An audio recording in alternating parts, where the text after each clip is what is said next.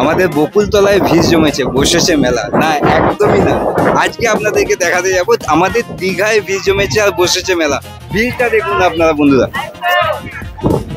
লোকে লোকারণ্য, পুরো মেলার থেকেও বেশি ভিড়। আর এই ভিড়টা দীঘাতে সবসময় থেকে থাকে। আজকে ওয়েদার খারাপের জন্য স্নান করা বন্ধ রয়েছে, দীঘার সমুদ্রে কেউ স্নান করতে নামতে পারছে না, কারণ আজকের ওয়েদারটা খারাপ। আর এত বড় বড় ঢেউ আসছে, জোয়ারের সময় হয়তো এই ধরনের ঢেউ আসে, বাট আজকে দুপুর ঠিক এখন 2টো বাজছে, তো এই দুপুর 2টোর সময় এত বড় বড় ঢেউ আসছে, যে কারণে আজকে দীঘায় স্নান করতে নামা বন্ধ।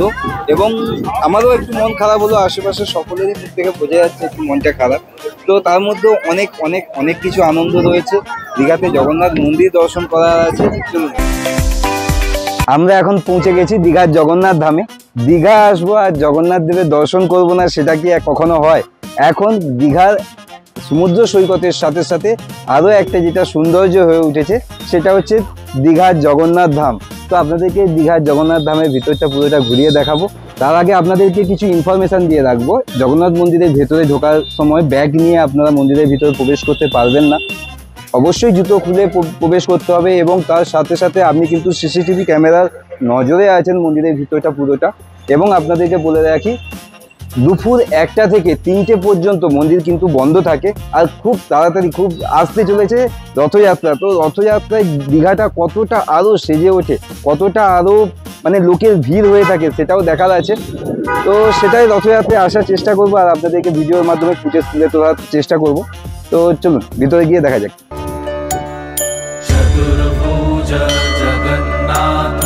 মন্দিরের ভিতরটায় ঢুকতেই ঝিরিঝিরি করে বৃষ্টি শুরু হয়ে গেছে, আর চারিদিকে দর্শনার্থীদের প্রচুর ভিড় রয়েছে। আর চারিদিকটাই একদম পরিষ্কার পরিচ্ছন্ন, একদম ঝকঝক করছে। মানে সত্যি কথা বলতে মনটা সত্যি খুব ভালো হয়ে যায়। আর দেখতেই পাচ্ছেন মন্দিরটা কতটা সুন্দর করেছে, মানে অপূর্ব লাগছে। সত্যি কথা বলতে আমাদের যে পশ্চিমবাংলার বুকে এত সুন্দর একটা মন্দির হবে, এটা আমরা কল্পনাও করতে পারিনি, বাট সেটা আজকের দিনে সাকসেস হয়েছে। যারা যারা দীঘা আসতে চাইছে, অবশ্যই সমুদ্র সৈকতের সাথে সাথে কিন্তু জগন্নাথ মন্দিরটাও দর্শন করে যাবে। খুব খুব খুব শান্ত পরিবেশ এবং খুব ভালো লাগবে আপনাদের সকলের।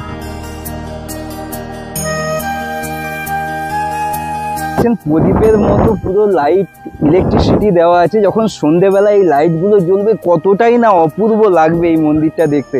এবং প্রতিটা মানে রাস্তার প্রতিটা লাইট দেওয়া রয়েছে, অপূর্ব দৃশ্য লাগবে। এই লাইটগুলো যখন জ্বলে উঠবে, সন্ধ্যের মনোরম দৃশ্যটা কতটা সুন্দর লাগবে। আর মাঠের মাঝেও লাইট দেওয়া আছে। মন্দিরের পাশেই পুরো সবুজ ঘাসে ভর্তি এবং ফুলের গাছও লাগানো হয়েছে দারুণভাবে। সত্যি কথা বলতে দারুণ দারুণ দারুণ একটা অনুভূতি। কিছুদিন আগেই জগন্নাথ দেব সানযাত্রায় গিয়েছিলেন, আর কিছুদিনের মধ্যেই আসতে চলেছে রথযাত্রা। তো রথযাত্রায় এই মন্দির আশা করছি আরও দারুণভাবে সেজে উঠবে। আর রথযাত্রায় এখানে প্রচুর প্রচুর পরিমাণে ভিড় হবে। আমরাও আসার চেষ্টা করব, কারণ আমাদের বাড়ি তো সামনেই। তো আমরাও আসার চেষ্টা করব জগন্নাথ দেবের দর্শনের। আপনারা দেখতেই পাচ্ছেন যে অলরেডি রথযাত্রার প্রস্তুতি চলছে। আর যখন দীঘার জগন্নাথ মন্দির ওপেনিং হয়েছিল, আমাদের এই বাঁ সাইডে আপনাদেরকে দেখাতে চাইবো, এই জায়গাটায় ঠিক হোম হয়েছিল। মানে দারুণ লাগছে, খুব খুব খুবই সুন্দর লাগছে। আর মন্দিরের কারুকার্য, মন্দিরের সব কিছুটাই মন প্রাণ ভরিয়ে দেবে। আপনাদেরকে এটুকু বলতে পারি, অবশ্যই দীঘা এলে সমুদ্র সৈকতের সাথে সাথে জগন্নাথ দর্শনটা করতেই হবে আমাদের সকলকে।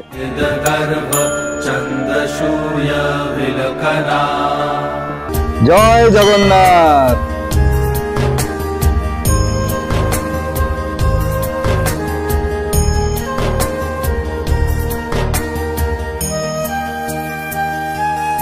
আর হ্যাঁ বন্ধুরা, আপনাদেরকে জানিয়ে রাখি, জগন্নাথ দেবের দর্শন এখন বন্ধ রয়েছে।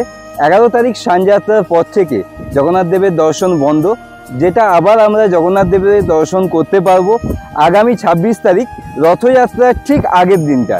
আর হ্যাঁ, সবাইকে জানাই বন্ধুরা রথযাত্রার অগ্রিম শুভেচ্ছা। যারা বাইক কার মন্দির দর্শনে আসছেন, 6 নম্বর গেটে পার্কিংয়ের ব্যবস্থা রয়েছে, খুবই বড় পার্কিং রয়েছে। যদি আমাদের এই ব্লগটা ভালো লেগে থাকে, অবশ্যই কমেন্ট বক্সে জানান জয় জগন্নাথ। আর হ্যাঁ, যদি আমাদের এই ব্লগটা ভালো লেগে থাকে, অবশ্যই লাইক কমেন্ট শেয়ার করবেন। এবং আরও আপনাদের বলে রাখি, ফলো করে রাখুন কারণ আমরা আরো নতুনত্ব অনেক কিছু ব্লগ নিয়ে আপনাদের সামনে আসতে চলেছি। তো সবাইকে জানাই জয় জগন্নাথ।